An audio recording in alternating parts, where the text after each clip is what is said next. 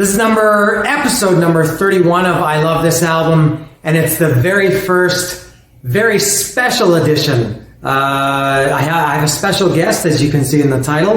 You're going to have to watch, or maybe you can scroll ahead to see who it is. You might be disappointed. It's not Mike Diamond or King Ad Rock or Rick Rubin or anything like that. It's nobody in the business, but it's somebody that I think will add to this episode. And it's going to be, I'm going to show right here, Beastie Boys, Paul's Boutique. And the reason why I have this special guest coming on today is because this is a little bit similar to when I did last year. This whole thing started when I was going through some bands' discographies. And it was mostly bands, obviously, that I was a real fan of. I did Metallica, Anthrax, Kiss, Motorhead, Faith No More, Broken Teeth, Cherry Poppin' Daddies, all these bands that I really love, Goldfinger, and so now I'm doing these albums that I love. And when I did the Beatles in the series last year, I do like the Beatles, obviously, enough that I devoted an hour, I don't know how long that episode was, an hour and a half to the Beatles. And I had a special guest for that one. Lily was a guest. That was because she's much more of an authority on the Beatles than I am. So I thought it would be good to have a little bit of a different viewpoint or a different perspective of the Beatles albums or discography. And that's what I'm doing today with, again, Beastie Boys, Paul's Boutique. Now, I do love this album. I'm going a little bit off script here. I wouldn't normally have included it in this series. It wasn't on I didn't really have a true list. You know, there were some that were very easy. Shout at the Devil and Appetite for Destruction and Mind Funk dropped, and a couple of more that I'm going to do. They were very easy. This was a little bit of a request by my special guest.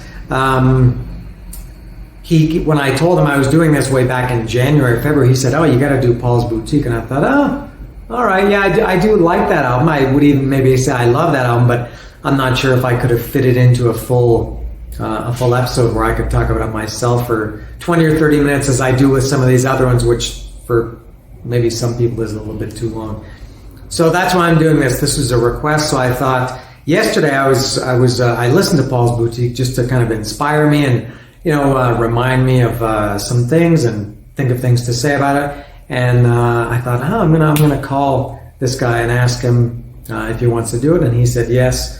So I'm gonna try it with Zoom. I've never in my life done Zoom before. I don't think anybody had ever done Zoom in their life until about 16 months ago. But I'm gonna try Zoom today and see if it works and get some insight from my special guest. And I'm gonna go call my special guest on Zoom right now. As promised, I've got my special guest. Look at this guy. Nobody knows who this is. As I mentioned, this is not Mike Diamond or King Ad Rock or Rick Rubin or anybody from the Beastie Boys camp. I said he was a special guest. Maybe not that special, but a guest and a big Beastie Boys fan. This is my brother, Brian. If you want to say hello, Brian. Hey, give it up for me, people. Be real in the house. Bong, bong. That was a little bit too much. All right, so as mentioned, we're going to talk about the Beastie Boys. I'm trying to not get too much glare. I've got the window in front of me. So Beastie Boys, Paul's Boutique, we're going to talk about this. My brief, when I do these videos, I always talk about my history with these bands. I don't have a huge history with Beastie Boys as I do with Iron Maiden and Metallica and some of these other bands that I've been listening to for 30 or 40 years. I'm not a big, as my brother knows, I'm not a big rap fan, but I do love Beastie Boys. I love Public Enemy. The first couple Public Enemy albums are, to me, as good as anything. I love Ice-T. That was about it as far as rap or hip-hop goes for me. But my history with Beastie Boys was, you couldn't get away from Beastie Boys in 1986 when License to Ill was out. That album and those songs, those videos were everywhere. And my brother had it. My brother had cassette. Now, Brian is not really, I think you would admit, you're not a music guy like I am. Not even close. No, I'm not a music guy. I'm a niche rap window guy, and that's all. I know one scope really deeply, like an inch wide and a mile deep. Okay. Yeah, so now I was always the one, as Brian can attest, probably from the time he can remember. I had music magazines all over the house, records, CDs, posters, everything. Music was always my big thing. Brian was not like that, but I did kind of get into the Beastie Boys a little bit from him because he did have the cassette of License to Ill, and I remember he played it all the time. I knew Fight for the Right to Party and No Sleep Till Brooklyn because there were videos for that and they were on all the time. But then I knew from License to Ill, I knew Girls and Paul Revere and every other song. I liked them well enough, but it was good as far as rap went at the time for me. But then I don't know why, but I bought Paul's Boutique and it came out in 1989. I'm not sure what time of year, but it came out in 1989. And I did buy it. I specifically remember buying it at HMV at Stone Road Mall in Guelph, where we lived at the time. And I bought it, the record of it. Some people now will call it vinyl. And I bought Paul's Boutique, and I really, really liked it a lot. I thought it was much, much better, not retrospectively, but even at the time, and now even more. I thought it was better than License to Ill. I've never seen Beastie Boys in concert, so that's my Beastie Boys history. I've never seen them in concert. I've never had a Beastie Boys shirt. Did I buy you a Beastie Boys shirt sometime in the last few years? Yeah, recently, and it gets a lot of wear as well. Okay. As a sticker, which was a sticker. Yes, I bought a sticker. I brought you a sticker last time I was there. But it's prominently on my laptop, which opens the face of my students all the time. And I should say, maybe I'm ignoring the obvious. Brian is in Canada, in Toronto, or in the Toronto area. I'm here in Cuernavaca as always. So I was back visiting Toronto at Christmas in 2019, and yeah, I brought you a Beastie Boys sticker. I remember I bought you an Anthrax shirt too, Among the Living shirt. But I think some years ago you had a Beastie Boys shirt that I gave you a few years ago, 3, 4, 5 years ago. Yeah, I think you might be able to find some of them in some of the markets, maybe in Mexico, that wouldn't be available here. And then if you remember, I think it was with you, we were in Old Navy, and I found a Beastie Boys shirt with the 3 pictures of the guys sketched. And it was like a $6 shirt in Old Navy, way down at the bottom. I was so impressed that they had that there, and surprised that they would represent at Old Navy. Wait, in Mexico or at Old Navy in Canada? Here, you were visiting up here. Oh, I was visiting there. Okay. Yeah, but yeah, there's some other cool shirts. This one on me I made while I was working at alternative school. My school. Check your head. Yeah, check your head. I've got another one with some the Japanese writing on it with the intergalactic tour. So I don't have any concert or rock and roll or music attire except for a handful of Beastie Boys shirts and hats and stickers and whatnot. Okay. And I just remembered that I bought you a Beastie Boys shirt for Christmas in maybe 1987, 88. Yeah. Long time ago. I just remembered that. All right, so that's my little brief Beastie Boys history. Now we're going to get to the album, to Paul's Boutique, track by track, and we can talk about it. Brian has probably much more to offer than I do. But before we get to track by track, what do you want to say about Beastie Boys? About your history with them? Anything you want to add? I at some point many decades ago, I realized that I needed a favorite band or favorite artist, and my love of rap, I think it came from growing up next to Your Room, because Your Room was always pumping out heavy metal from as long as I can remember. Still does. Yeah, and that affected me, and I didn't really care for the type of music, but I cared for the enthusiasm of the music. So I sort of I wanted to be the opposite of you, so I went down the rap route with the same depth that you were going in the heavy metal route. And I think the way that the 1986 License to Ill track might have spoken to you a little bit is because of Rick Rubin's rock and roll influence. There's a ton of rock on there, not necessarily as heavy metal as you like it, but a lot of like Led Zeppelin and whatnot. It's a very rock-based sort of what's now to become like party anthem type of track on that one. So that one was blaring all the time. But if we talk about Paul's Boutique, it's such a deviation from License to Ill. Yeah, it was very different. and I don't want to talk too much about License to Ill, but I will say that it was, for me as a very, very novice rap guy looking, and speaking of it now, but even I guess I knew at the time, but maybe didn't realize it.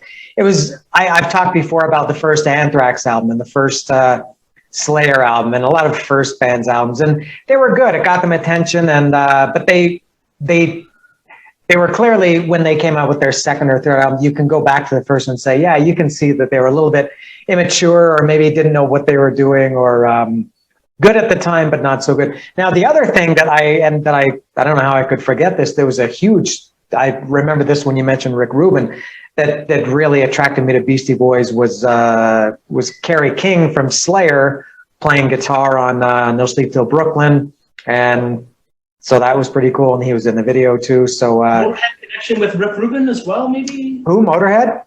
Yeah, Rick Rubin worked with a lot of really heavy metal bands. No, he never worked with Motorhead. Metallica, he did the 2 Metallica albums ago, Death Magnetic. He did the third and my favorite Slayer album, Rain and Blood. He did South of Heaven, Rain and Blood. He did what else has he done? He did a record by The Cult. These were after.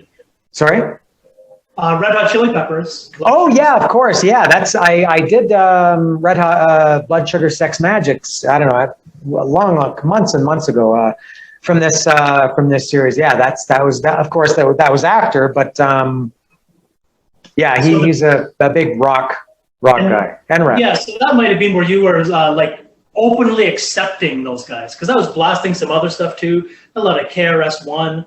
And whatnot, DJ Cash Money, Marvelous, but you weren't so open to those ones as you were to the Beastie Boys. I was delightfully pleased when you brought home the record. I believe you also brought home the LL Cool J record at the same time. Yeah, Walking with the Panther. Black Panther? Oh no, Walking with the Panther. Right, and just side note, for the folks who aren't aware, it was Adam Horovitz, aka Ad Rock, who gave LL Cool J his chance. You remember back in the days, they used to have the record label address on the cassette and on the vinyl cover. Yeah, of course. LL Cool J kept on writing to Rick Rubin's NYU apartment saying, I have a lot of skills. Can you listen to my tape? And one day Horvitz was playing, and he said, this one's really good. And he kind of forced Rubin to bring LL Cool J onto the scene. So a little bit of a dovetail between you buying those two. I'm not sure if they were bought at the same time, but Walking with the Panther might have been 88. I remember that was I have now that you mention that, a few if I can find my phone here, I do have a few LL Cool J, and the J is for Jarity, on songs on my phone. I don't use Spotify, and this is not bragging or judgmental. I'm just saying to people, I never, ever listen to Spotify, but I do. This is the last thing I listen to, Van Halen. Let me check my digital collection here. I do have a little bit of Walking with the Panther. Let me find this quickly. So amateur that I have to do this. Here it is. I've got Dropping 'Em, Smoking Dopin', Clap Your Hands, and It Gets No Rougher. Clap your hands, everybody, and everybody just clap your hands. And Smoking Dopin', Let Your Ears Open, however that went, and Dropping 'Em. Those that's my LL Cool J digital collection. I forgot that I had that album. A lot of tie-ins between LL Cool J, Run DMC, Beastie Boys, Rick Rubin, of course. But to pivot, if you want to pivot out of 89, sorry, Walking with the Panther was also 89, and Paul's Boutique was 89. So who knows? I don't know how far apart, but at least in the same calendar year they came out. You're right, I did have Walking with the Panther. Yeah, that was it took up a lot of my time between those two records on Dad's turntables. Pretty good high fidelity with the headphones and whatnot. Yeah. And connection with a reclining rocking chair right beside it. Yeah, that was a time. That was a time when it used to be kind of a cool thing that it was like a source of pride to have a good stereo. Dad spent, I think, like over $1,000 on that stereo in the 1980. Most of our parents would just sit there and listen to records. Mom would just like put on the headphones and sit on the rocking chair. And I guess she was like rocking. She was She listened to Elvis. I was going to say she loved Elvis and still does, I guess. Dad listened to more, I guess Elvis too, but maybe more 50s rock and roll. I don't know, Chuck Berry and Johnny. He loved Johnny Cash. Who also Rick Rubin produced Johnny Cash too. Coming up on the Hello 91. Hello Brooklyn is Johnny Cash. Shot a man in Reno just to watch him. Oh, I shot a man just to watch him die. Yeah, they sampled that. We'll get into that. But anyway, yeah. So some good memories of listening to Paul's Boutique. All right, are we ready to talk about the album? Yeah, let's pivot out of the iconic License to Ill and into Paul's Boutique, because there was kind of a screw job that was underhanded by Rick Rubin and Russell Simmons and whatnot. And Beastie Boys write about it in their song Car Thief. It's not so direct about how they got screwed. We'll talk about that later. But we can just leave it short by saying things got funny with the money, with Def Jam and Rick Rubin. There was a lot of royalties on the table, but none were trickling down to the three artists. So they walked, and Horowitz was already in Los Angeles. This is 1988 in the winter. And then the two other, Diamond and Yao, came out for a visit, and they're like, this place is okay. And the fateful event was the meeting of the Dust Brothers at a party in the winter of 1988. Dust Brothers produced Paul's Boutique. Matt Dyke, John King, and Mike Simpson, recently working with Tom Green, doing some wicked stuff, Mike Simpson. But the Dust Brothers were working with Tone Loc, you know, the two hits. Funky Cold Medina and Funky Cold Medina had the Van Halen sample, Jamie's Crying. Yeah, the Funky Cold Medina and the Wild Thing. It was Wild Thing that had Van Halen, Jamie's Crying. The new Wild. As well as the Dust Brothers had already produced Young MC out there.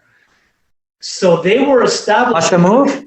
Yeah, the one-hit wonder, Bust a Move. And they had a similar path because those records blew up, but the Dust Brothers were getting like $600 a month for royalties. So they kind of had a similar path. And what the Dust Brothers did totally changed the landscape with regard to how records were composed. Because back in the days of Paul Revere, there's pictures in the Beastie Boys book of Yao looping a tape. They used actual tape back in those days for the Paul Revere, that backwards, the most famous, you know, the backwards loop, right? It's literally around the apartment on a tape. So to get samples and loops, it was a very old-fashioned system, whereas the Dust Brothers had sampling machines, and they could have 4 tracks going at one time and like digitally extract. So with the advent of that technology, it really opened the door for the Paul's Boutique record to be the most sampled record of all time. There's songs on there with like 16, 12 samples per track. So the Dust Brothers really opened the floodgates as far as the music is concerned. As far as the style is concerned, the Beastie Boys were working with the License to Ill people in New York, and you know, you have to have like a director and a photographer, and they're taking advice from Rick Rubin and Russell Simmons about how to put their things together. When they got out to Los Angeles with Capitol Records, Capitol thought they stole the Golden Goose from Def Jam because these guys were bound to make another record.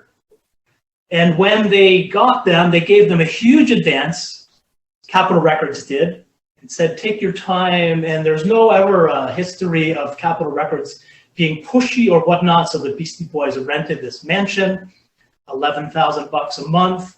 It turned out really well because the Dust Brothers hated the studio. So they basically just hung out there for 2 years and recorded this album at the mansion while they were partying, essentially.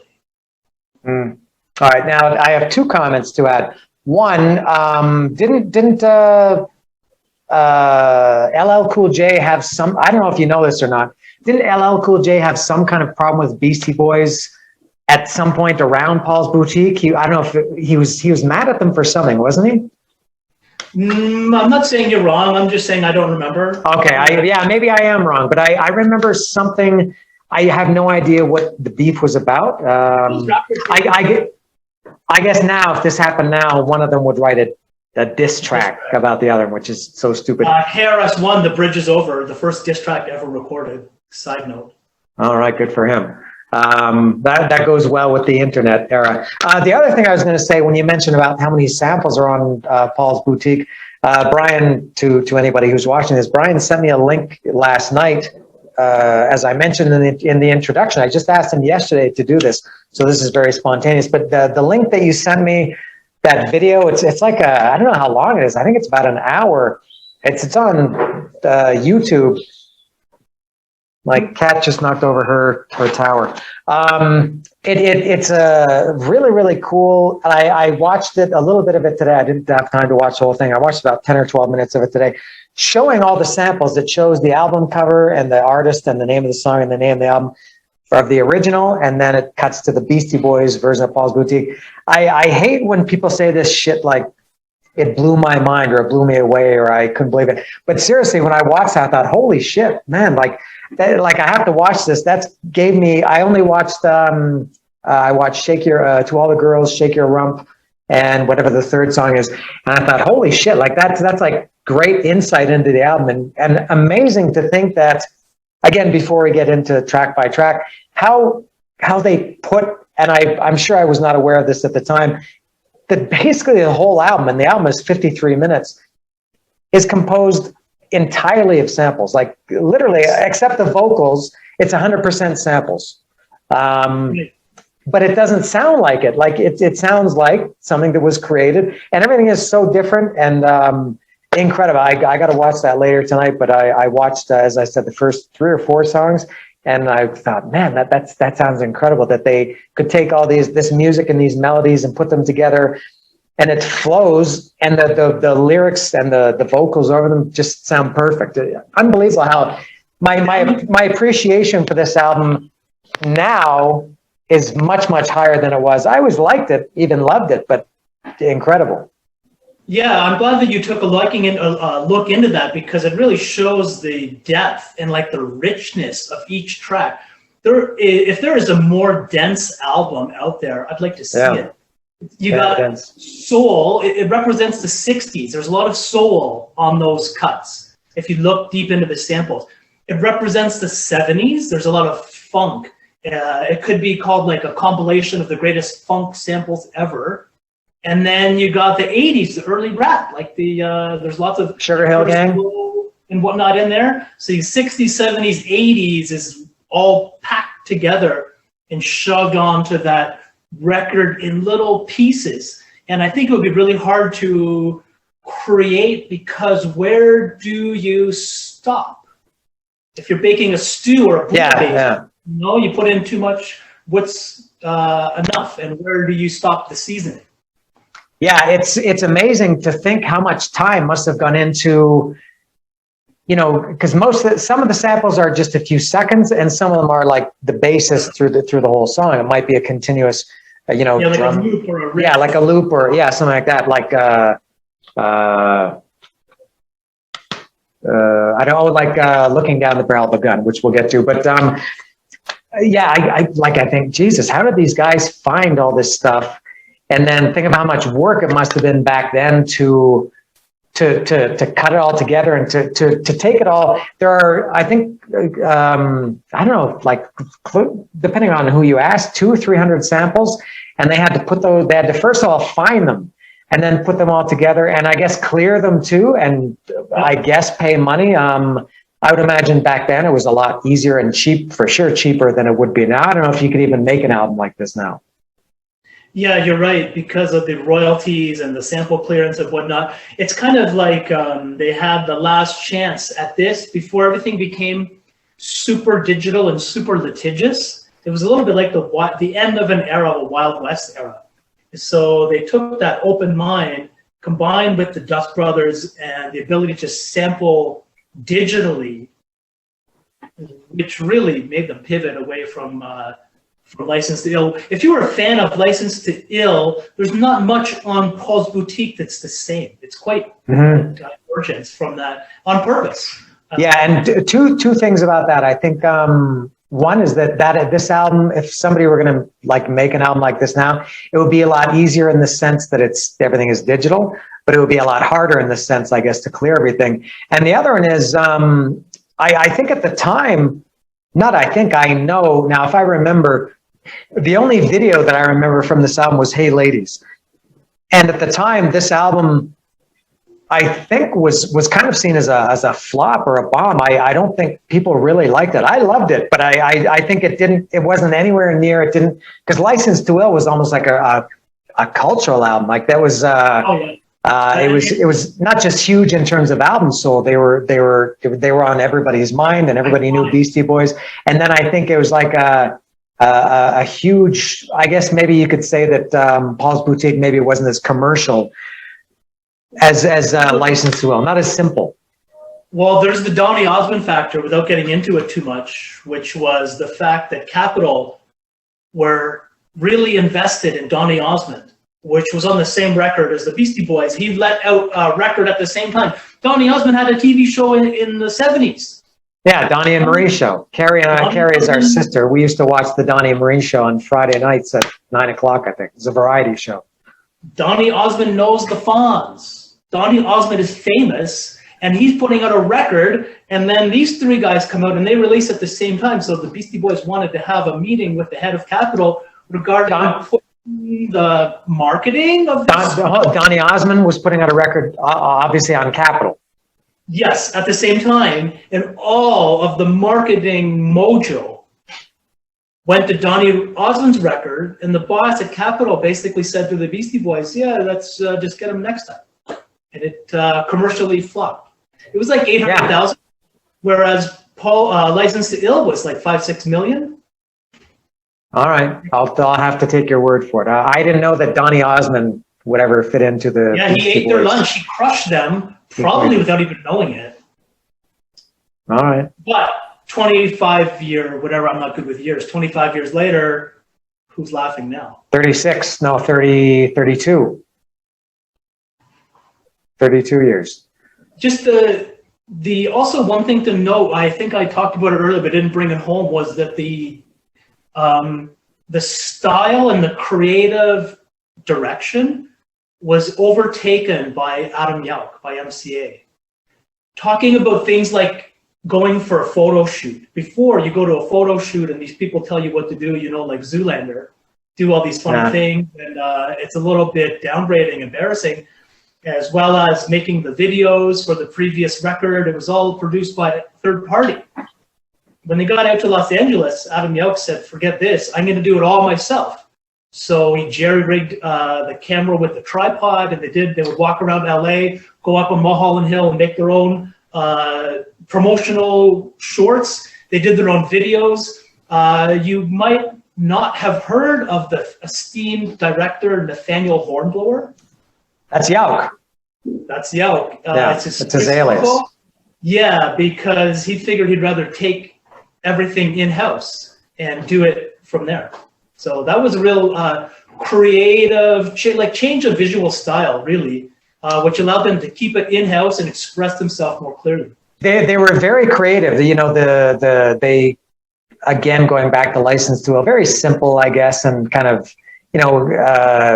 80s rap. But then, over the years, I remember thinking, and this was the same with, I'm trying to think of maybe if there's a metal band that I could compare them to, maybe somewhat, not metal, but maybe somewhat similar to Red Hot Chili Peppers. The first, at least I would say, first for sure, maybe second Red Hot Chili Peppers album, are very kind of silly, goofy, kids, and then, they became recognized as being excellent musicians and very creative. And Beastie Boys too. I remember when they got when there used to be the MTV channel, and they had the MTV Awards, and they gave out the Video Vanguard Award every year, and Madonna got it one year. Kurt Loder, what's that guy's name? Michael Jackson got it one year, Madonna, and Beastie Boys. And yeah, their videos were very, very creative. They became a very creative, smart, I wouldn't say band, but musical group. Extraordinarily creative. Just look at some of the resources I sent you. Yauch, I think more than anybody. No, Yauch was always known. Even the guys will admit it. He's always the one pushing the envelope. Yeah. Going more creatively. Diamond is more of the businessman. There's a lot of financial that need to be involved. And then Horovitz is more of the DJ, but of course all the roles blend. But yeah, Yauk really took it to the next level creatively. In getting ready just from last night to this afternoon, some of the things I sent you, just looking at, we got that Fight for Your Right to Party revisited. That video, can I say dropped, like the kids? That video dropped. Yeah, came out. I'm not good with years, 5, 6. And now you got that Fight for Your Right revisited, the 30-minute video. So they're taking the end of a video that ended in 1986 and picking it up 30 years later. That's the one with like Tom Cruise and all those guys in it, which finishes the story. And they're so selfless. They're not even in the video. They have actors like Seth Rogen and Will Ferrell are the Beastie Boys. Also, I sent you that video, Don't Play No Game That I Can't Win, which is like a 15-minute video, and there's just G.I. Joe characters. And what about... I didn't watch that. Well, it's on your list of things to do. Yeah, I'll check it out. The Shadrach video with the 1,200 individual paintings shot with the abstract impression. Was that caught in the middle of a three-way or something? The Caught in the Middle of the Three-Way was the thing that you mentioned earlier with all of the samples from the record put together. Oh, okay. No. That hold on. There were unless it was the same thing. The one that I'm thinking of, the Caught in the Middle of the Three-Way, because the link you sent me it said it was blocked in Mexico. I couldn't watch it, so I searched for it directly. And I thought I found it, but it just showed. I won't get into that, but okay. No, I'm thinking of something else. Okay. Yeah, just on the creativity note, it's just like extraordinarily creative. Like the Awesome, I shot that video in Madison Square Garden. That was that all? Now hold on. I think this was something that they buy like 1,000 video cameras or 200 or something like that. They gave them to all the fans to shoot videos. And then they took them back the next day to get their money back? Is that what that was? Yeah, I believe it was 50 Sony. Okay, I was way off with the numbers. 50 Sony Handycam 8s, as well as their own professional video production in the world's greatest arena, Madison Square Garden. And they said, no matter what, don't stop shooting. At the end of the concert, they took their driver's licenses, the producers did, to make sure they... Oh, it's collateral. Yeah. All 50 cameras came back. Adam Yauk was his idea. It took Adam Yauk 2 years to edit all of that footage together, and they released the feature-length film at the Cannes Film Festival. Then it was that didn't work. That link didn't work, because I did see that. Yeah, I would like to watch that. I don't know if they maybe got that idea from, you wouldn't know this, but remember Bon Jovi, of course, right? Sure. Bon Jovi had a song also in 1989, same year as Paul's Boutique. From their New Jersey album. I saw them on that tour at CNE Stadium in the summer of '89.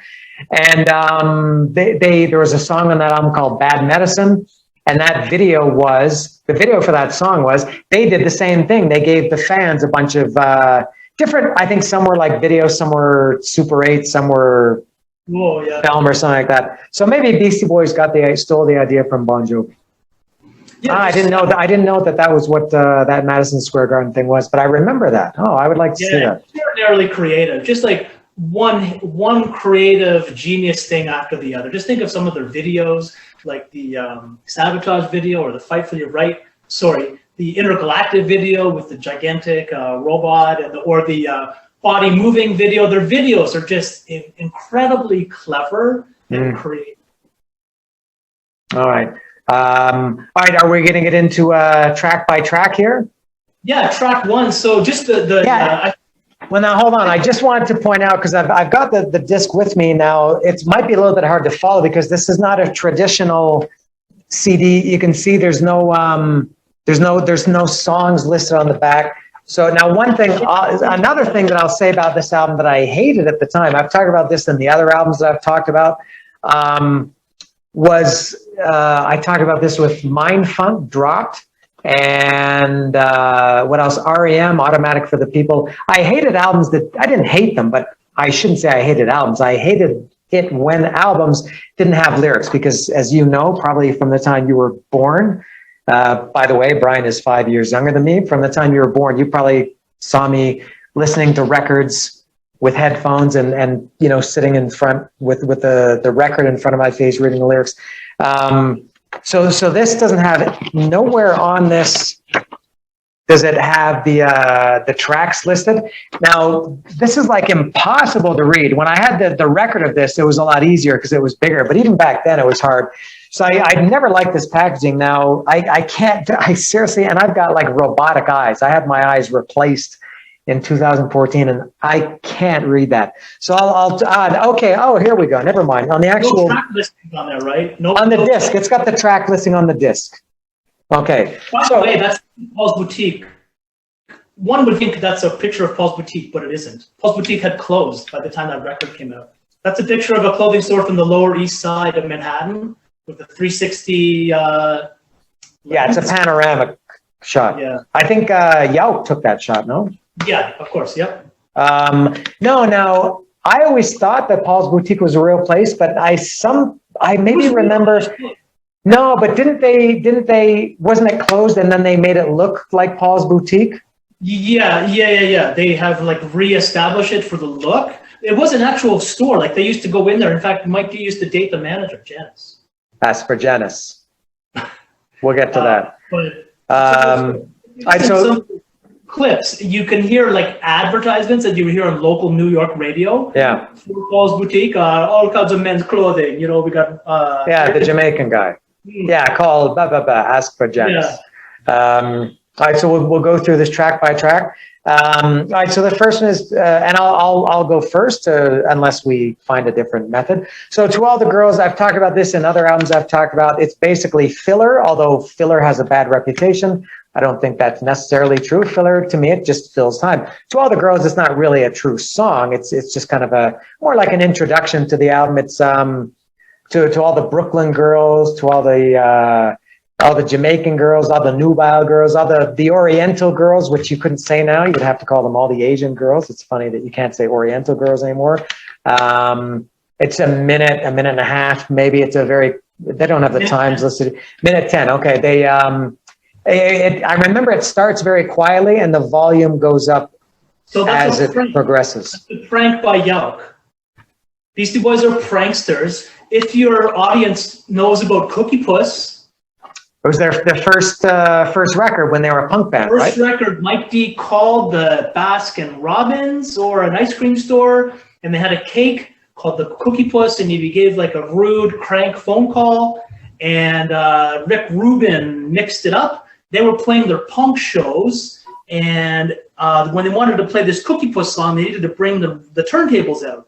And the fans really responded to that Cookie Puss song, so they kept on going down that angle of rapping. So that was the original prank that brought them out of the woodwork that brought them from the punk to the rap. So To All the Girls is somewhat of a prank. It worked on me and probably you too, because I put it on and I'm like, this record's not working. And you turn it up. And then I can still barely hear it, so you turn it up. And then the crescendo is not for like 45 seconds. And then the tiles fall off the ceiling. It's so loud. When it breaks, my eardrums are rattling. It also, it's named after a Willie Nelson song, To All the Girls I've Loved Before. To All the Girls I've Loved Before. Of course. All right. And then that leads into the second track. And I always talk about my favorite songs on each album of these ones I talk about. The first track is the first real track is Shake Your Rump with vocals and rapping and lyrics and everything, was Shake Your Rump. That could be my favorite. It's, and I always quote the lyrics. I rock a house party at the drop of a hat, and I beat a biter down with aluminum bat. A lot of people, They're jonesing me just to hear me rock the mic. I've been staying on the radio, staying up all night. Staying up all night. By the way, they changed the aluminum bat. It's a little bit violent. They play Shake Your Rump. It's a real concert-heavy song. They play it live a lot. So it got replaced over the years to Rock the House Party at the drop of a hat, and I beat a party down with a wiffle ball bat. Oh, they had to a little bit of cancel culture there for the Beastie Boys. Like aluminum bat beating down. I beat a biter. It was biter, right? I beat a biter down with an aluminum bat. All right. And now what else? Shake Your Rump had some really, really cool lyrics. And I can only remember, let me try to think, got more rhymes than Jamaica Got Mangoes. Mike D's back from the dead, chilling at the beach down at Club Med. Oh, and also, I think my favorite one is got arrested at Mardi Gras for jumping on a float. My man MCA's got a beard like a billy goat. And then it's the disco call. It's the disco call. MCA, hoo-ha! Getting rope, y'all. That song is loaded with samples. There's a dozen. Yeah, I watched it. Unbelievable. And mostly, I guess, kind of drums, fills, Yeah, drum riffs and whatnot. They also had to change something else. What about this? Like a pimp, I'm pimping. Like a pimp, I'm pimping. What comes after that? Like a pimp, I'm pimping. Boat to eat shrimp in. Got a boat to eat shrimp in. Nothing wrong with my leg. I'm just B-boy limping. Oh, I never would have guessed that. I forgot that part. So it's not very on brand to say like a pimp, I'm pimping. So it's like a shrimp, I'm shrimping. I got a boat to eat shrimp in. Bubba Gump. We got No, but this was before Forrest Gump. Forrest Gump was 94. This is 5 years. Oh yeah. So Louisiana, they're already talking about Mardi Gras. Oh yeah, I got arrested. Alice the Butcher. Like Sam the Butcher bringing Alice to meet, like Fred Flintstone driving around with bald feet. That's another great line. Pop culture, Alice the Butcher. You get 2 for 1 there. You get the Brady Bunch. And then Alice. Oh, no. Alice is from Brady Bunch. Alice was the maid on Brady Bunch. Sam the Butcher was Alice's boyfriend. Wasn't it a spin-off though? That's what I'm saying. No. Alice was I remember the TV show Alice. I don't think that was Alice from Brady Bunch. I think maybe it was. I can't remember. She was the maid. And then she had her own show later. What was Kiss My Grits? That's Flo. But no, what was the name of that show? Alice? Yeah, no, you're wrong. That show was called Alice, and Flo, Kiss My Grits, was on Alice, but that Alice on the show called Alice was not Alice from Brady Bunch. Totally different things. So it's one reference, but 2 people, like Sam the Butcher bringing Alice to meet, but it is, it is to pop culture, like Sam the Butcher bringing Alice to meet, like Fred Flintstone driving around with bald feet. So you got the Flintstones and 2 Brady Bunch references. And is your name Michael Diamond? No, mine's Clarence. You got the bong hit in there. And that was the first time. I didn't know what that was. I was in 9th grade. I should have. I fucked that up. To ask me again, is your name Clarence? Is your name Michael Diamond? Is your name Michael Diamond? No, mine's Clarence. From downtown Manhattan, the Village. And I can't remember. From downtown Manhattan, the Village. My style is wild, and you know that it still is. Bag schlepping, and you're doing the funk. Shake your rump. And it was not shake your rump, it was shake your rump. Yeah, on the video, sorry, let's not talk about the video. It was the back side. What is that called? The B-side to Hey Lady.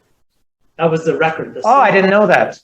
Yeah. Oh, I would put, to me, Shake Your Rump is a much, much, much better song than Hey Ladies. That was also Hornblower's first, I believe, Hornblower's first attempt at making a video. Pretty meager video up on the roof of a house. With a camera on the ground and a camera up high, and the 3 guys just sort of jump in when it's time to say the rhyme. Quite simple video, but effective. I have no idea. As I think I mentioned earlier, I was thinking, I don't know if I said it, the only video I remember from that album was Hey Ladies. And I was never a huge fan of that song. It was, we'll get to that, I guess, but for the lead single and from the new album, it never caught my attention like some other songs. All right, next after Shake Your Rump was Johnny Riel. Yeah, Johnny real person on Mike D's stoop in Lower Manhattan. Was he I don't know the story. I know it had a cool kind of a funky guitar. Yeah, riff. Like what do they call that? Rockabilly, like down. Yeah, a little bit like that. Lots of basically referencing like homelessness and drug dependency. Johnny Riel was a bum who lived on my stoop. Oh, that was the one. The lyric was something in rehab. No booze allowed. Yeah, no booze allowed. Yeah. He's a bum on my stoop. 50 cents to buy some soup. He's even more older than my mayor, Ed Koch. Oh, Ed Koch. I like the Ed Koch. We don't have the internet in these days, so I hear all these things, and I don't know what they are until like 10, 15 years later sometimes. Like, he ain't going to work on Maggie's farm no more. one day I was working and someone said something about Maggie's Farm. I'm like, oh, you're a Beastie Boys fan? And the guy's like, what are you talking about? Maggie's Farm, was it Fear or Bob Dylan? Bob Dylan, that's right. Guns N' Roses did a cover of Maggie's Farm. Yeah, also, Johnny Fear. Ryall. I'm confusing Bob Dylan with Fear, yeah. I love when artists sample themselves. And now hold on, sorry, going back to speaking of samples, was it in and again, you know this much better than I do, and these will come to you in pieces. Was it Now They Got Me in a Cell? Was that sampled in Shake Your Rump from Chuck D? Now They Got Me in a Cell, but I don't care. That's in the next track, Eggman, because that's what. Oh, that's right. Oh, okay, we'll get to that. Yeah, we'll get to that. Yeah, I have a lot to say about Eggman. Okay, yeah, okay. I was just, like I said, these samples. If you can picture the end of Johnny Ryall, they sample themselves from the new style, 4 and 3 and 2 and 1. It's the new check. Was that check? Yeah, they sample themselves to end Johnny Ryall. And it's like a choppy ending before the Eggman, that bass line for Eggman comes in, right? Yeah, Johnny Ryall wouldn't talk about Elvis. Elvis shaved his head when he went to the army. That's right, y'all. His name's Johnny. He's got the Wonder Bread bag shoes. Real person, Johnny Ryall. Okay, I didn't know that. Okay, so Eggman. Now I'll talk about Eggman. I mentioned Shake Your Rump is my favorite. No, now there could be two other contenders. Eggman is one, and there's another one later. You maybe know what it is. Eggman, Scott Burke. Your friend Scott Burke. I remember the Eggman always reminds me of Scott Burke. Now that one I know very well. It was give me what is the first word of Eggman? Oh, I looked out the window, seen his bald head, ran to the fridge, pulled an egg, scooped on my scope, launched that shot, and he was caught out there. Saw the convertible driving by. Load up the slingshot, let one fly. He went for his to find he didn't have one. Put him in check. Correct. My egg gun. The egg. A symbol of life. Something about bust out your wife. Bust out your wife. When I say dozen, you know what I'm talking about, boy. Yeah, the PE. Now the PE is in there. Now they got me in a cell. Now they got me in a cell. Also, that's what. Now they got me in a cell, but I don't care. Also, you're gonna get yours. Drive-by egging, plaguing LA. They just got my little cousin. SA. What's that from? I think that's from Cheech and Chong. Oh, SA, yeah, that was Cheech. He used to always say SA. Yeah, I pulled out the jammy. He thought it was a joke. The trigger, I pulled his face. The yolk. The egg, a symbol of no. The egg is symbol. No, I'm getting the. I know them all. I'm just. Yeah, their lyrics are there. They're just out of order. Reached in his pocket, took all his cash, left my man standing with an egg mustache. Suckers, they come a dime a dozen. When I say dozen, you know what I'm talking about, boy. That's right. And then we got the Psycho theme in there. That's right. Oh, I never would have guessed that was the Psycho. The stabbing. On the egg. Jaws theme is in there too. Driving around, egging the town. Always got my window rolled down. It's a real thing. Their love of eggs goes back to 1982. They had a punk song. Egg raid on Mojo. Egg raid on Mojo, yeah. The eggs did crack on Hayes' back. They write a lot of good in the book. He snuck up to attack. The eggs did crack on Hayes' back. He snuck up to attack. The egg, a symbol of life. Yeah, again, it's hard to. It's what I've talked about this. I think in every one of these stupid episodes I do, that it's so easy when you have the music playing as background to sing along, but when you're just trying to think of it in your head, it's sometimes very difficult. So Eggman is one of my top three. There's another. Superfly by Curtis Mayfield is the bass line. That's one of the ones that I mentioned earlier. That the sample pretty much drives the whole song. They had the they just got my little cousin SA, those little small things, but the Eggman sample, yeah. Jaws, Psycho, Curtis Mayfield. Hold on. What's Jaws? What's the Jaws sample? There's something from the theme of Jaws embedded into Eggman. Oh, I don't think I know that. Jaws is like one of my favorite movies ever. Well, it'll show up on that one of those resources. Yeah, I'll have to watch that. Okay. I feel like I feel like I should talk more about Eggman, but I don't know what else to say. But I love Eggman, and it reminds me of your friend from way back, Scott Burke. I remember he loved that song too. Yeah, it's real. They were real egg throwers at some points. As I said, they write about it in the book. Living in a hotel and having nice access down to a nice rich Hollywood street, dropping eggs down on a comedy club, and hotel manager writing them a nice note. It has been alleged or possibly that these projectiles could be coming from your area. If you know anything about this, could you please cease?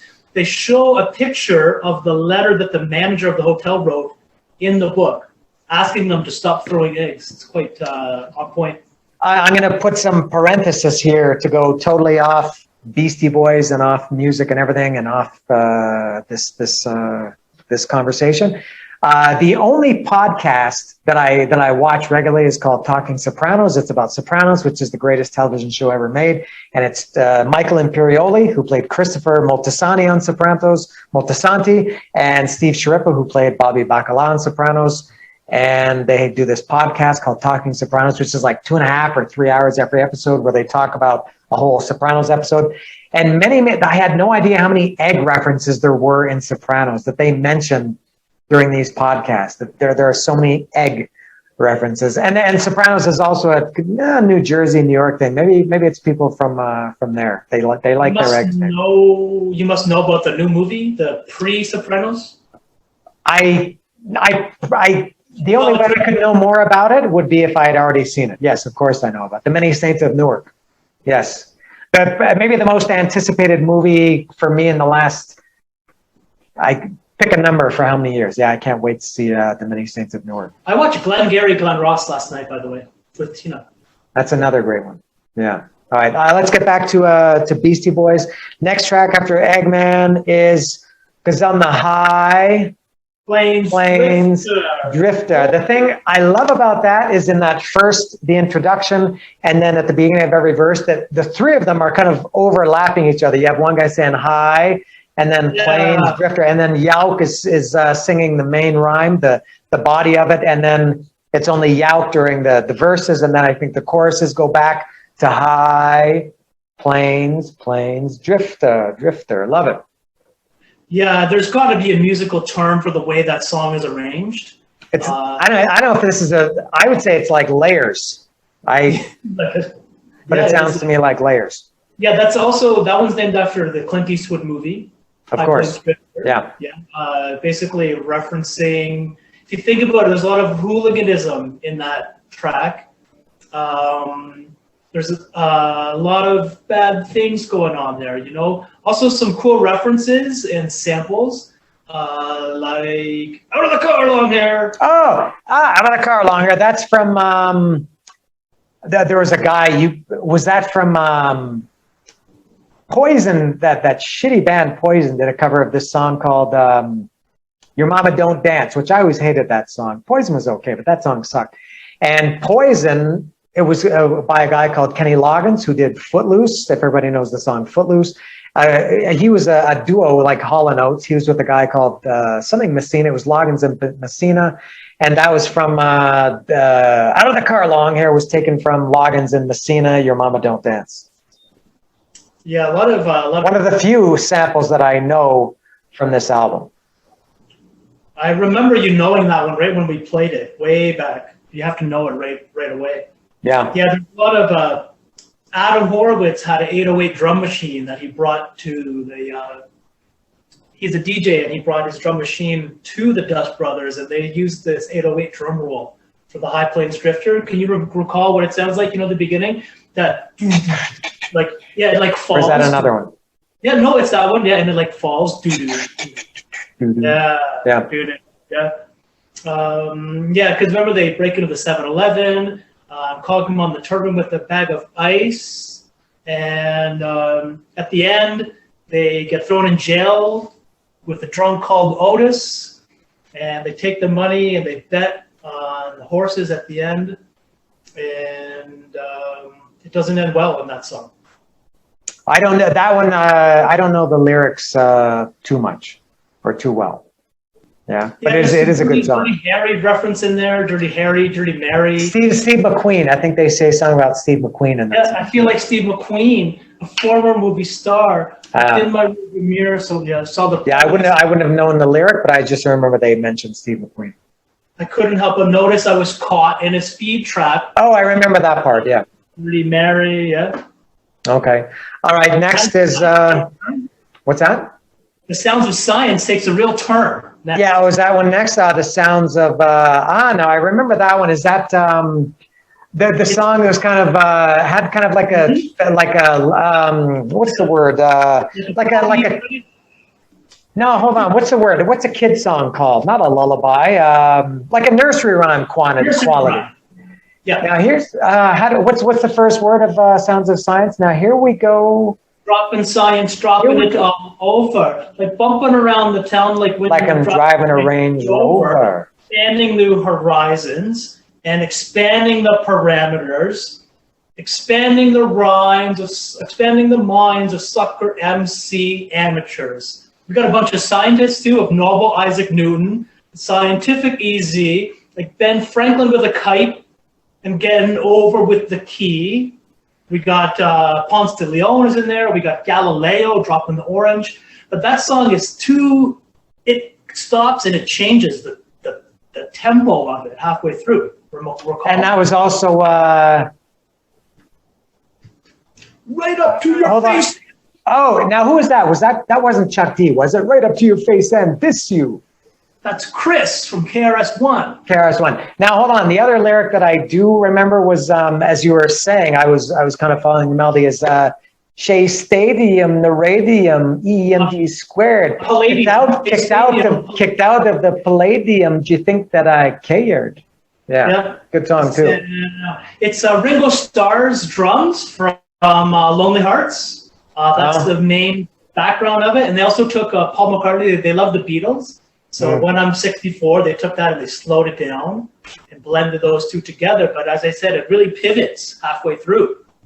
If you can recall that whatever we establish it, like that nursery rhyme tone stops. Dead. Then it goes into like it changes. What's the change? How does it? It's that tempo changes, and that's when the KRS-One tempo comes in right up to your face and diss you. That changes? Yeah, and then it goes a little bit, the tempo really picks up and it takes into the next track. Now hold on, this is also on, is it Rock My Adidas, Never Rock Fila? Yeah, Rock My Adidas. But now hold on. There was another song, or maybe it was the same song. What's the song where they mentioned Puma shoes? I got a pair of secondhand Pumas or used Pumas or something? I'm not sure. That one doesn't come up so easily. But I don't think it was in the same song, but I remember they mentioned Adidas, Pumas, and Fila. They didn't. I guess they did. Or Adidas in this song, Adidas and Fila. Right? What is it? Rock My Adidas, Never Wear Fila. Rock My Adidas, Never Rock Fila. Never Rock Fila. The Coke. I only smoke the Sensimilla. Yeah, I remember that one too. But now there's another song where they mentioned Puma shoes. The reference is I did like an hour of researching or just like recalling, and it seemed to me like the references fall in the categories of women, food, drugs, sports, or films and TV. A lot of New York references too. Right. Palladium, Shea Stadium. I love it at the end of Sounds of Science. Yauk is very rare to rhyme his own name. But at the end, he says... There's not much that rhymes with Yauk. No one really knows what I'm talking about. Huh? Yeah, that's right. My name's Yauk. People always ask me, what's the phenomenon? Yo, what's up? Yo, what's going on? No one really knows what I'm talking about. Yeah, that's right. My name's Yauk.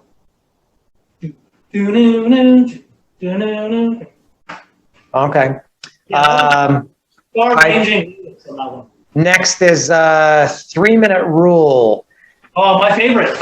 Really? I'm drawing nothing from this one. How does that one start? It's the original ASMR at this mansion that they rented for $11,000 a month. They had a ping pong table as well as any other things, and 3-minute rule is ASMR. The ping pong ball drops in headphones. I remember you hear them playing ping pong in the beginning, right? Right. And But how then does the actual song start? I have no idea. I can't think of one lyric from this song. Mike D goes first. He stays up all night. He goes to sleep, watch, and dragnet. Never sleep alone because the Jimmy is the magnet. I'm so rope. They call me Mr. Roper. Or when the troubles arise, you know I'm the cool coper. On the mic I score, just like the Yankees. Get over on Miss Crabtree like my main man Spanky. Excuse me, young lady, I don't mean to trouble you. You're looking so fly inside your BMW. I got lucky. I brought home the kitten before we got hit. We slipped on the mitten. Can't get better odds because I'm a sure thing. I'm drawing a blank on that one, except for the Mr. Roper. I'm so rope. They call me Mr. Roper because I used to love watching Three's Company. Customs jail me over an herb seed. Don't rat on your boy. Oh, Mr. Rotweed, out of your backyard into another. Your wife doesn't know about me and your mother. Not perfect grammar. Always perfect timing. The mic stands for money and the D is for stands for diamond. Yeah, I remember that. And that drops off. All right. Yeah, that one I guess never didn't really have much of a connection with that one. Yeah, Ad Rock talks. They have Reading on the Road by my man Jack Kerouac. Ad Rock talks about his Hollywood girls. You got your 8x10, your agent, your Holly. You've been driving around your Harley. You've been driving around Holly, but yo, sorry, Dolly, because they had just moved to Los Angeles, and now they're exposed to all these Los Angeles. You got your 8x10 with your agent and everything. So, yeah, I really like that one. All right. Okay. Next is whoops. Let me find the disc to remind people. That was what was that? Oh, 3 minute row. Oh, Hey Ladies. All right. Yeah. Now, as I mentioned earlier. Hey Ladies was the first single. It was the first new Beastie Boys music in 3 years. And I heard it and never really, and still isn't a favorite of mine. It's fine, but it was never a song I liked too much. I thought for the first single, it just didn't do too much for me. And that's about all I have to say about that one. Super funky, super disco-y. I guess more disco than funk. Yeah. You recall the video? Mike D's got the big pants with the derriere, the exuberant derriere, and they're dancing around their, it's actually their mansion that they recorded that video in. If you recall, in the video, Yauk is underwater and he knocks on a window.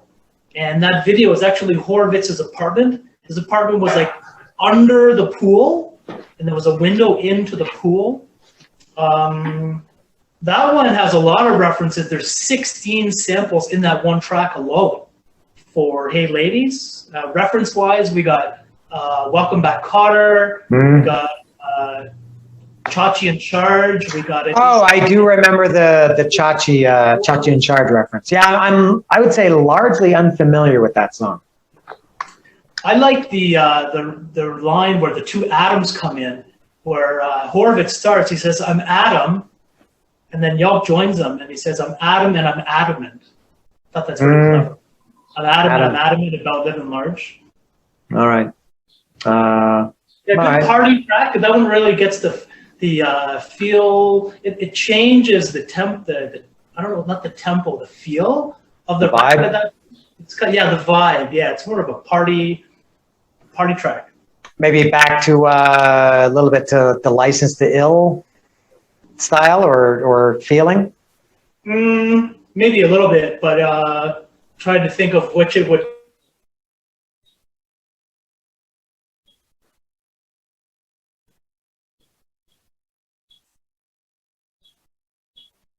What happened here? I lost you.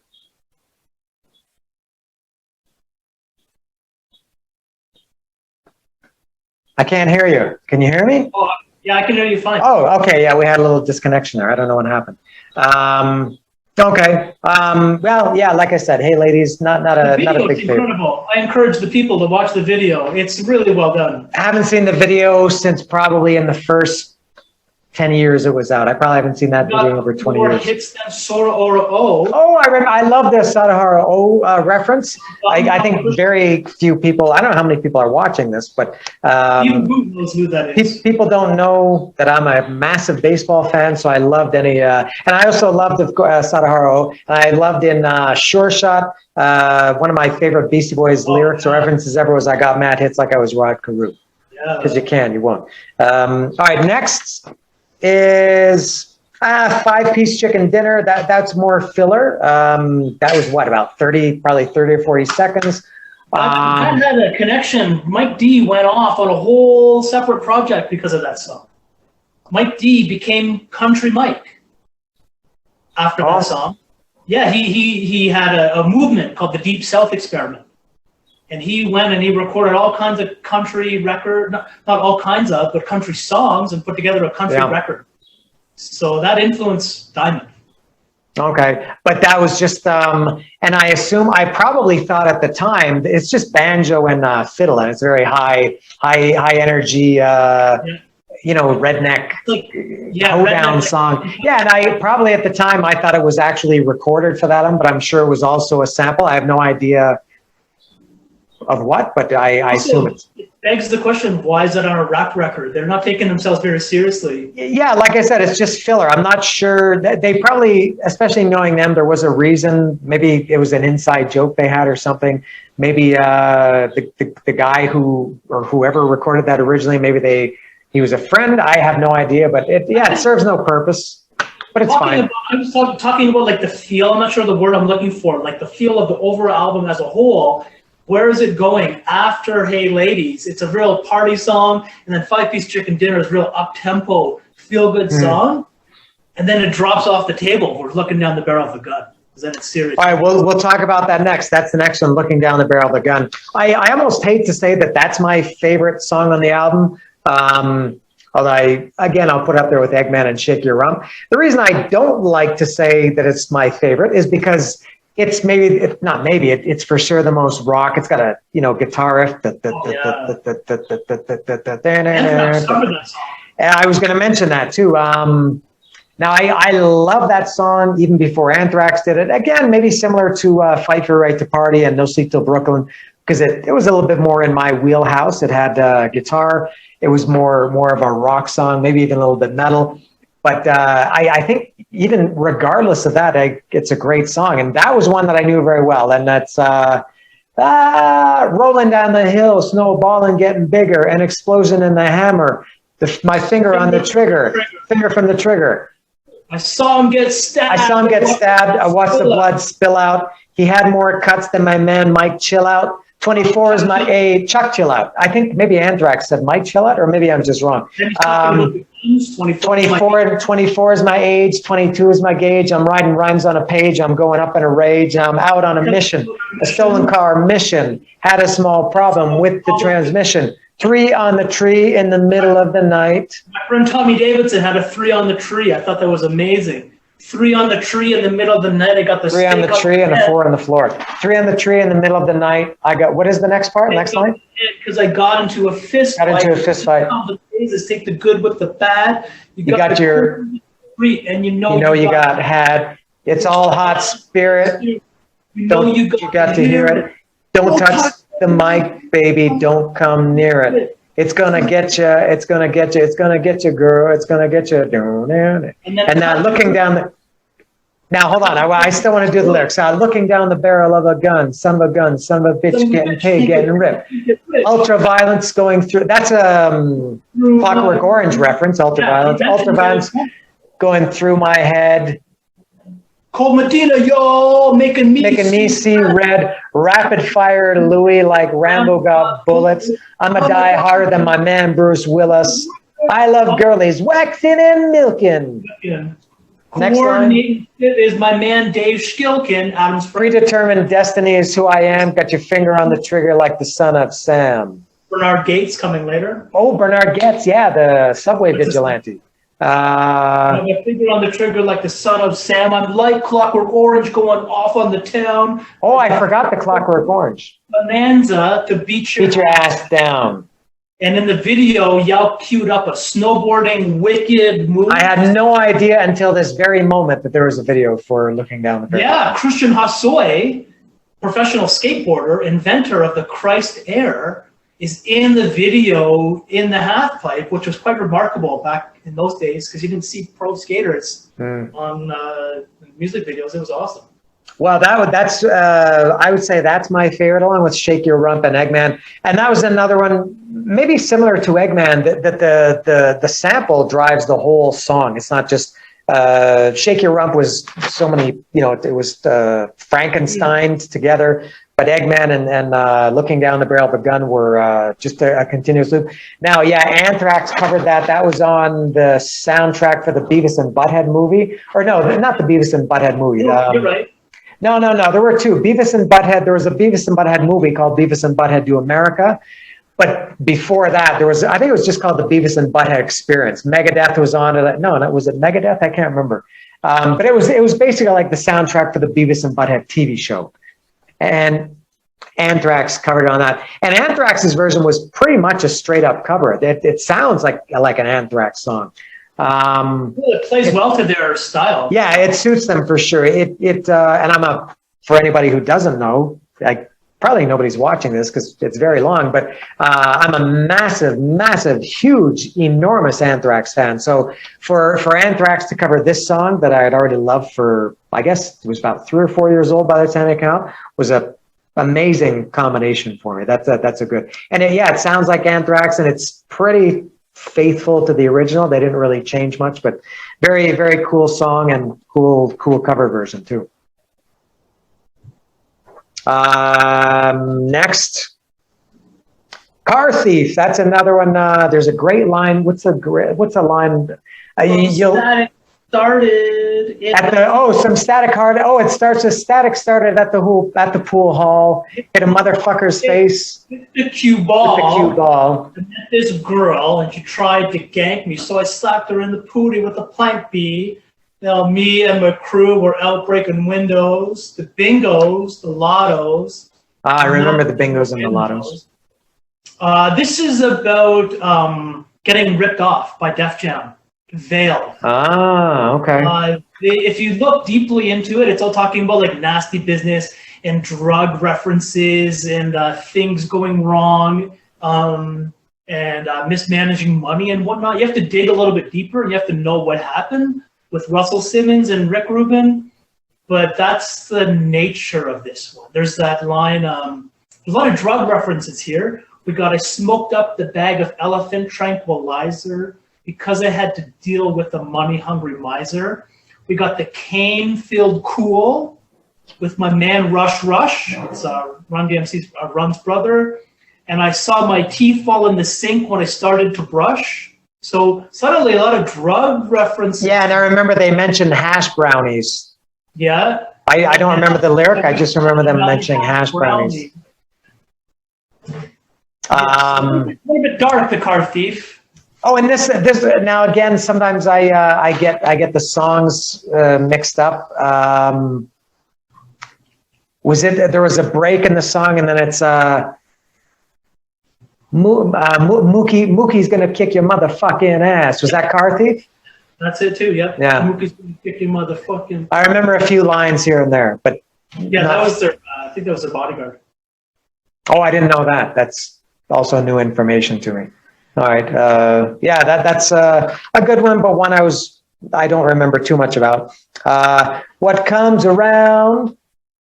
Same. Well, I don't know what that word I keep on looking for. I want to say like tempo or temper. There's probably a music word like the pace of the song.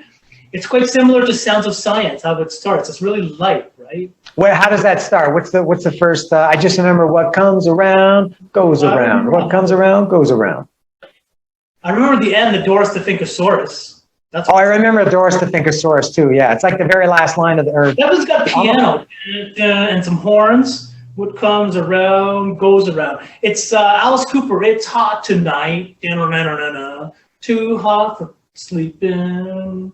That's Alice Cooper's got the main riff, but I'm not sure how that one begins.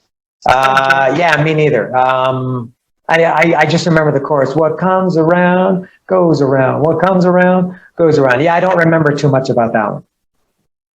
All right. Oh, well, not too much about that one for either of us to say. All right, so we can go to the next one, which is, let me get my prop. Shadrach, Meshach. Shadrach is the name of the song, but obviously I remember Shadrach, Meshach. Yeah, Shadrach is the name of the song. It's a biblical reference of three characters. Shadrach, Meshach, and Abednego were condemned by God to spend their life in a fiery hole.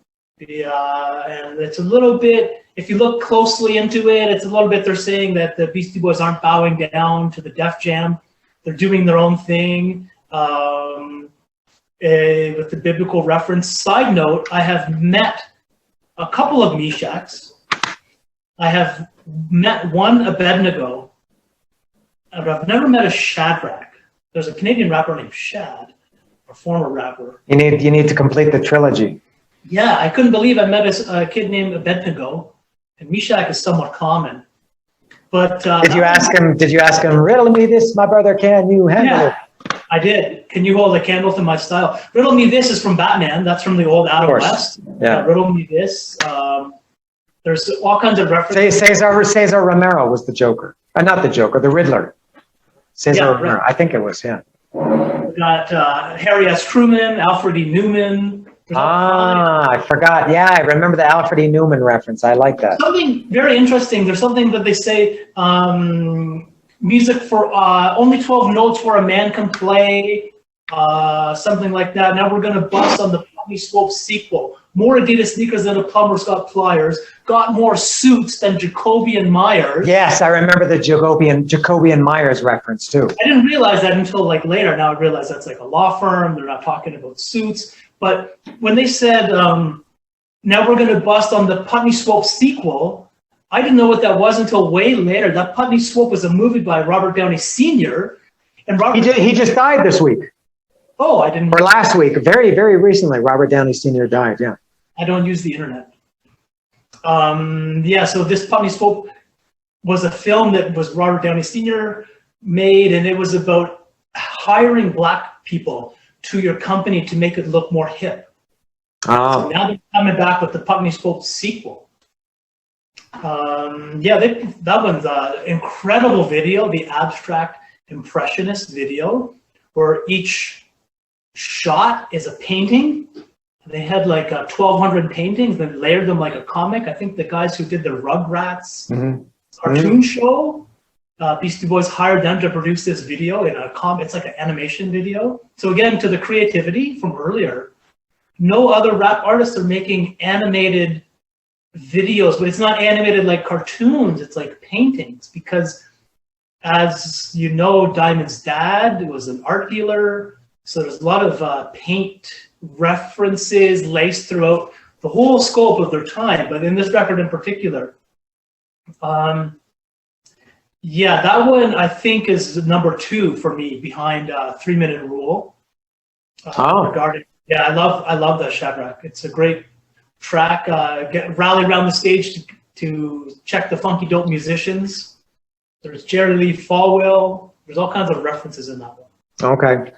And the kind of the last track is hold on. There's Ask for Janice, which again is more filler, along with 5-Piece Chicken Dinner and kind of Real Girls.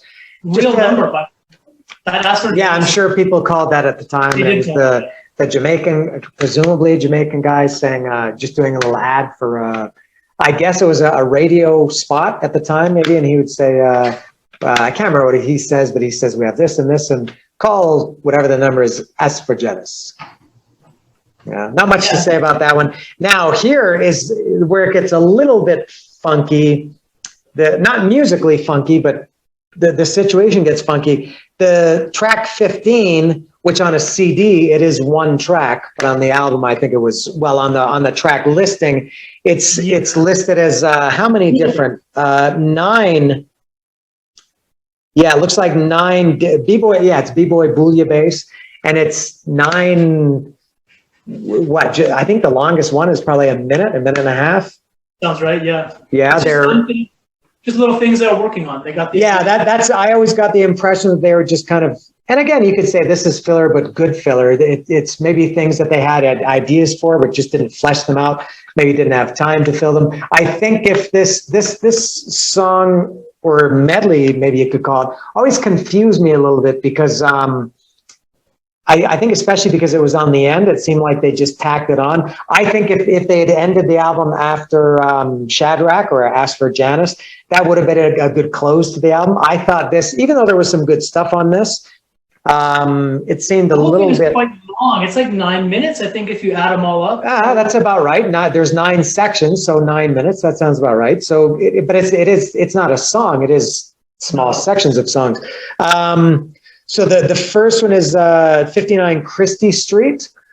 I remember I kind of like that one. What's the lyric that I'm trying to think of? I forget the lyric. I didn't listen to the album and get prepping. I just am going by memory. The only thing that when I say 59, when I hear 59 Christie Street from reading the book, I know that it's the address of Yauch's apartment.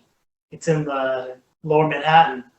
But regarding the track, I would need to hear it, as you said earlier. Oh, it was the one you and I we talked about. I can't believe I forgot this. We talked about this last night. It was the kind of it's ad rock mostly, I guess, in his very annoying voice, if you could say it, like his punk. It's took her to the place through the mattress in her face. Oh, okay. Took off her shirt, and then Yauch is took off her bra. Took off her pants. You know what I saw? That's the whole song. Yeah. Now one again. It's just wick wick whack. Yeah, I do like that one, but that's a song that would I'm sure they maybe disown that kind of song. You can't say I took her to the place through a mattress in her face, which I guess is basically throwing the girl down on the mattress. Took off her shirt, took off her bra, took off her pants. You know what I saw?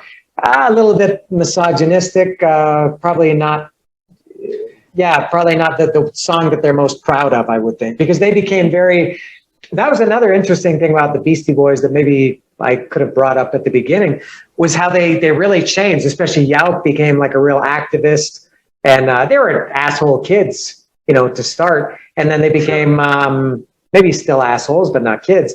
But I think Yauch especially, they were, they became activists and they were a lot more aware. Still good. The Tibetan freedom concerts, those huge. Yauch was into Tibet. And the Milarepa Foundation, all kinds of work done by Yauch, who was notably the biggest a-hole of them all when they were younger.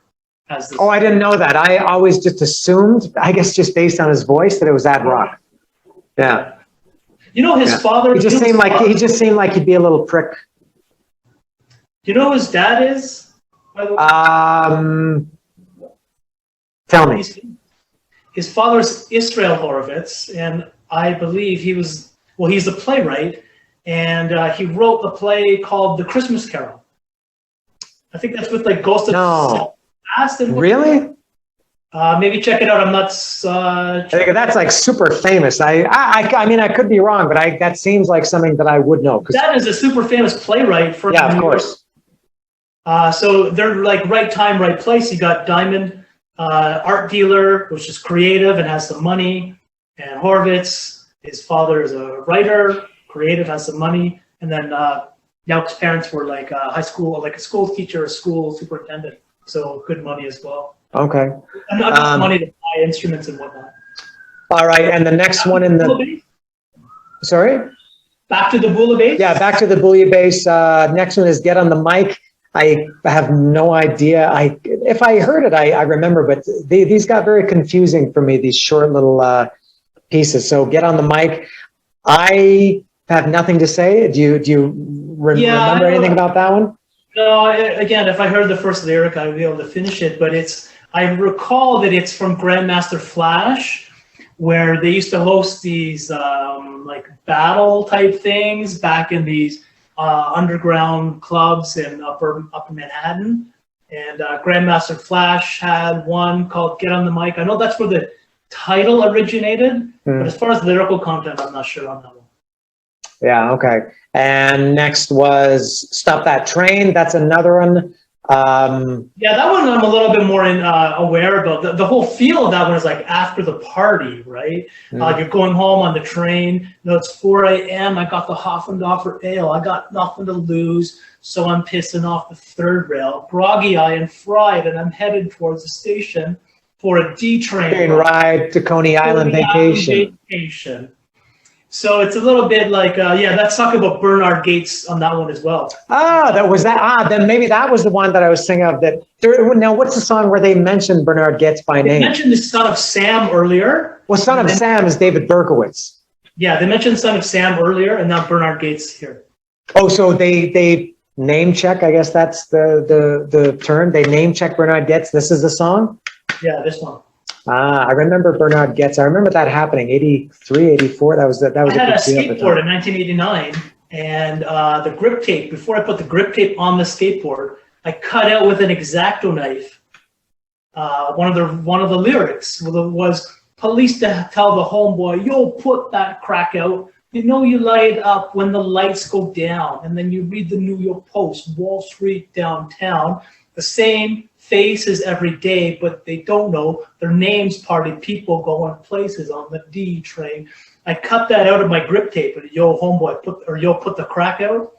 And at the end, he bought a hot dog from George Draculius. Don't know who that is. Yeah, it's Rick Rubin's roommate. Okay. Anyway, yeah, I like that one. The song, if you watch that, is caught in the middle of a three-way mix. That Stop the Train song is well famous from the 70s. Stop that train. I'll have to check. I want to get off. Okay. Next in the Bouillabaisse is A Year and a Day.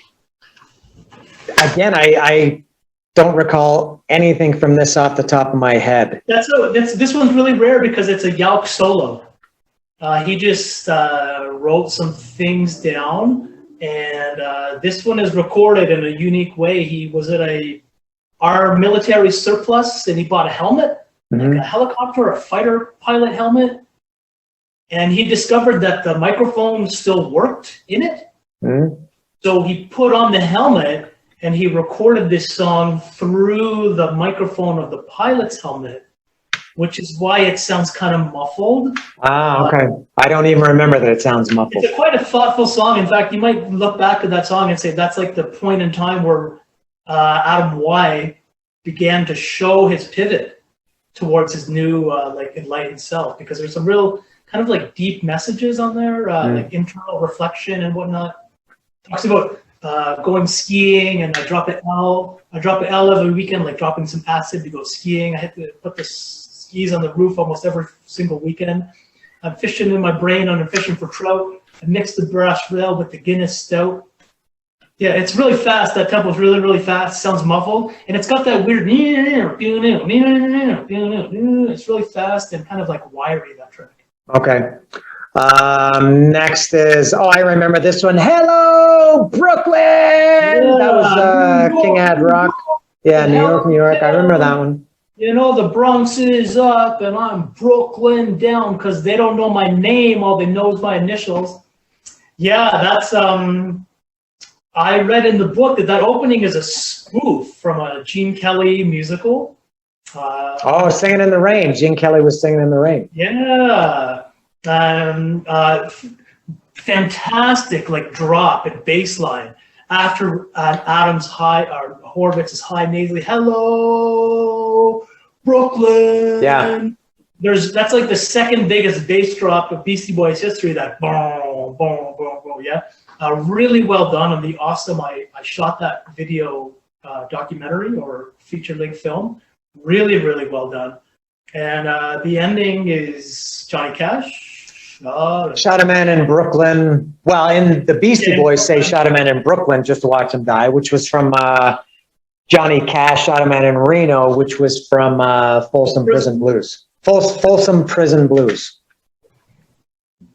Yeah, which also had a great song on there called 25 Minutes to Go, which I know more from Pearl Jam than Johnny Cash. All right.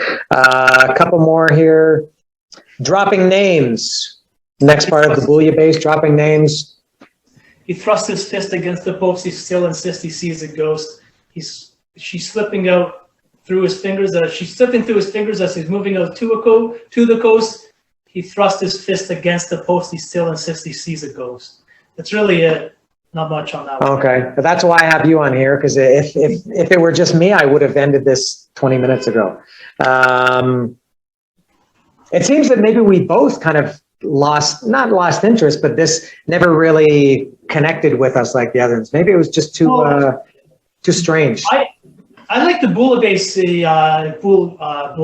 even more so now because of all the layers in it. All right. I haven't heard it in a long time. So, and little 1 minute snippets here and there. For example, the next one's "Lay It On Me." Yeah. Okay. We'll talk about that. "Lay It On Me." It's another, and I don't remember. Yeah, nothing. I got nothing. Now hold on. I just did remember something. I have to go back. It might have been 59 Christie Street, I think. Was it the one that had the Jimi Hendrix sample of Voodoo Child? Yeah, I forget. We talked about that as well as the Bob Marley. There's a great Bob Marley quote with his thick patois accent where he says, "You're the musicians, them knew it, but them cannot do it." I think that's in 59 Christie Street. Yeah. And there's definitely Jimi Hendrix in the bouillabaisse as well. But again, with the little 1 minute brew, I get them all mixed up. Except for Mike on the mic at the end. Now with the internet, you don't have to deal with this crap. You can look it up. I'll have to look and see, but I'm pretty sure it's 59 Christie Street that has the sample of the scratching guitar from Voodoo Child that Hollywood Hogan used to use when he entered that, and he used the air guitar standing next to a mountain, chop it down with my hand, with the edge of my hand. Okay, so we did "Lay It On Me." Next, what comes after "Lay It On Me" is "Mike on the Mic." Mike on the Mic is Mike D's response to "Get on the Mic" from a few songs ago. Mm-hmm. Now it's Mike Diamond on the mic, but it starts off with Horowitz and Nutt introducing them. Let's be real and don't clout the issue. The rhymes are dope and MC you must listen to. People say that they be missing me and missing you. Get on the mic and let's show them how you used to. You say, fuck that, yo Holmes, fuck this. I remember that line. Your dick butt kiss. What else? There's another half goals. Nickname Mike D, not fat, Morton Jelly Roll. Got busy in Frisco, fooled around in Fresno. Got all over on your girlie because you know she never says no. Although that might be Mike, Get on the Mic. Yeah, I think that's Get on the Mic. I don't think that's Mike on the mic. Hold on, let me open the internet and check here quickly. You could be right. I'll defer to you. I think that's Get on the Mic. Mike D is a special individual, rolling out cut and pulling in residuals. Go to the movie, get the Rolos. Let me take a look. Get on the mic. Yeah, get it. You had Get on the Mic. It's Get on the Mic, and let's show them let's show them like we used to. You say fuck this, you say fuck that, I say fuck this. That's Get on the Mic. Yeah. And then Mike on the Mic. Mike on the Mic. Let me check this one. Mike on the Mic is. Even reading the lyrics, I don't remember it. I met this girl last night with a peculiar cackle. I laid the bait and she took the tackle. Had too much to drink at the Red Lobster. Now the room is spinning around like the blades of a helicopter. Never. Yeah, you got it. Was too finicky. If the press has the way, then they're going to finish me. You might know this. Lately, I'm a businessy. When I eat spinach, they call me Spinach D. Popeye. Yeah. I shed light, cat shed fur, ride around town like Raymond Burr. I'm so high, they call me Your Highness. So if you don't know me, then pardon my shyness. I live in the village. Wherever I go, I walk to. I keep lots of friends around, so I have someone to talk to. I play my music loud because you know it's got clout to it. It's a trip. It's got a funky beat. Oh, and you can bug out to it. And that's a sample. I don't know what it's from, but it's clearly it's not a lyric. It's clearly a sample. It's got a funky beat, and you can bug out to it. Yeah, it sounds like something like from a 60s TV show or something. And then the very last one, AWOL. Yeah, just shout outs, really. Yeah, that was. And then now that was kind of like the bookend also. Now I guess No, hold on. Yeah, it wasn't a separate track, but it also ended with To All the Girls. They kind of bookended the whole album. They had To All the Girls at the beginning, Yeah. and then at the end. He So, was a shout out to like Hurricane, when Hurricane's in the house, what you gonna do? Go AWOL. while I've got this, while I have this open, let me check AWOL. Yeah, no lyrics in this one. It's just it's the music from To All the Girls. Whatever the sample was from To All the Girls, that's what it is. All right. Oh, well, there it is. So there it is for anybody who watched this. I think that was very long. That was like an hour, and including the introduction, I think getting close to 2 hours. Two idiots talking about the Beastie Boys for 2 hours. And I will add, I always try to do props when not to give props, the hip hop term, but to have physical props, like my this CD, and but I it's often ticket stubs. But since I don't have a ticket stub because I never saw Beastie Boys, but I do have something. But like a total amateur, I forgot to get it. You can talk for about 10 seconds. I'm going to go grab something. Sure, I could go up and get my ticket stub for my concert in '92 to check your head, but it's off topic because we're talking about Paul's. More than 10 seconds. Hold on. Sure. So the internet viewership must have plummeted now that we're into the 1 hour mark. I think that these videos should maybe be at the 12 minutes for the kids' attention. Amateur hour. Bonus overtime. If I were more ambitious, I would have just cut that and cut it, but I don't care. Maybe one of the biggest props I've ever used is this. Incredible resource. Look at how thick this one is. And I still haven't read it. I've read it in parts. For me, it was just too much to read. This book is how many pages? Let me see. 571 pages. And now, because this needs to be longer, I'll tell a quick story about this. I got this book, I'm sure you remember this, kind of from you.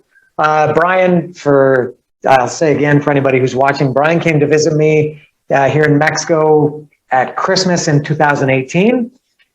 And I had no idea this book existed, but he brought it. We were staying in a hotel in Mexico City, and he was reading this. I said, "What the fuck?" And he said, "Oh, check it out." So I looked at it, and books are very expensive in Mexico and sometimes very hard to find.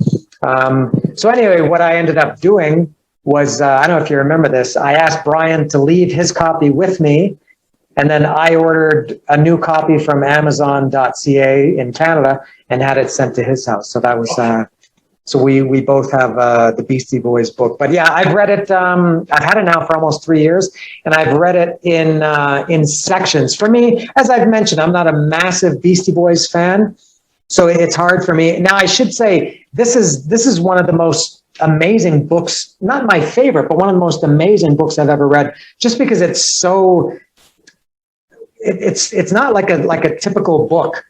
It's got like, I don't know what, pizza recipes and directions to Mike D's house and train maps and everything. It's got a lot of text too, a lot of information, and amazing book, pictures, and very non-traditional book, very cool.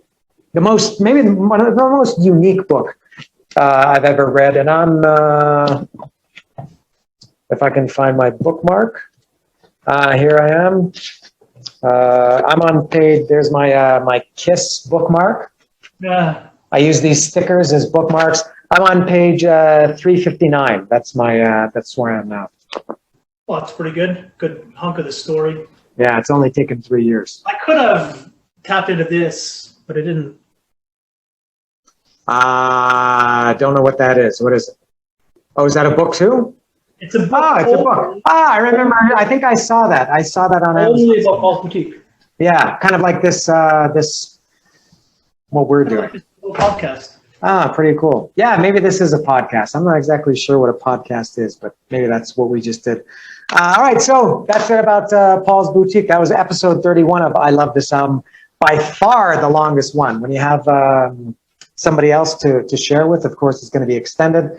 I would think for people who watch normally my videos, you're not going to be interested They're in not Beastie watching Boys.